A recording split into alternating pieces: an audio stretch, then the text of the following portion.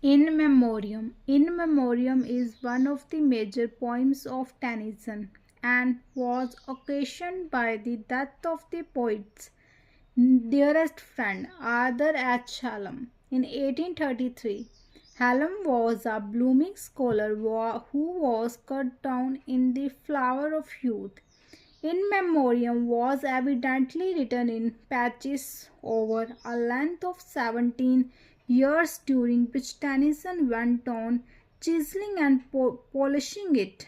As it should be, the poem is elegiac in tone and complexion, but it goes beyond being an elegy to become an authentic representation of not only the poet's personal thought or philosophy, but the thought and philosophy of his age.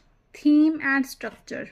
In Memoriam is by no means an originally constructed work. In fact, it consists of some 130 small elegies or lyrics arranged in a string. The structure is thus segmental rather than organic. It is easy to believe that these constituent lyrics could be reoriented without doing much violence to the sense of structure. Of course, all the lyrics are about the same subject, the death of Hallam, and the moods which it induces in the poet from time to time over a period of 17 years, but the moods have a kaleidoscopic variety. Hallam's death may be compared to a string, and the lyrics which give expression to the moods induced by it, to various beats.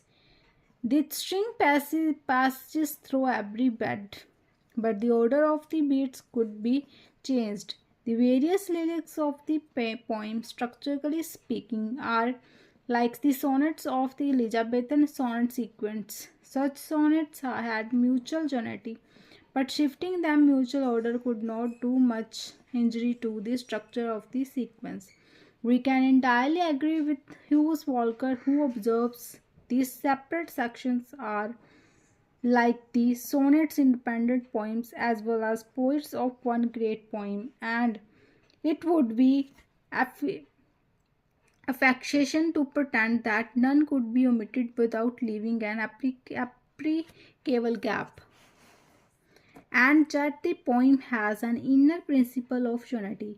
It traces, to put it simply, the career of a distressed soul. The career is from intense and stern grief to introspective self examination and contemplation of the wider issues of life and death, the purpose of life, and the higher powers that be leading to an optimistic bestowal of faith on the God of love rather than on the gloomy Darwin theory of evolution. The struggle between doubt and faith, which was a feature of the Victorian age, finds expression quite intensely in the course of the poem. Witness. I falter where I firmly trod, and falling with my weight of care upon the great word's altar stairs, the slope through darkness up to God. I stretch lame hands of faith and grope, and gather dust and chaff, and call to what I feel is Lord of all, and faintly trust the larger hope. But all these agonizing queries ultimately deliquesce into a rather smug and unthinking but nonetheless triumphant assurance of an unqualified faith in God, giving the poem a happy ending. Tennyson finds it easy to trust that somehow good will be the final goal of ill. Now, this is a facile optimist. Browning is also an optimist, but he does examine the nature of evil in all its subtitles before coming to a similar conclusion. Tennyson's optimism and expression of faith in God made the poem tremendously popular among the Victorians.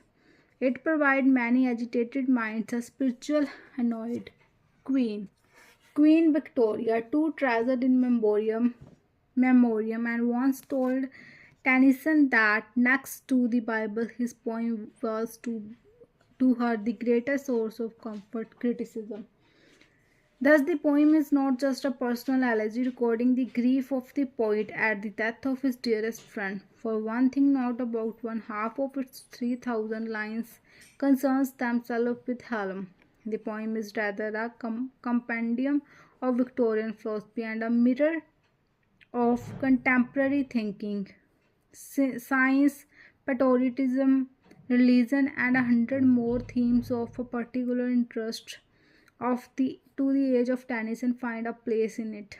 The poem is also the poem is also remarkable for Tennyson's significant treatment of nature. He knows and analyzes the least of her objects and the most fleeting of her moods with as astounding dexterity and relates to his own grief.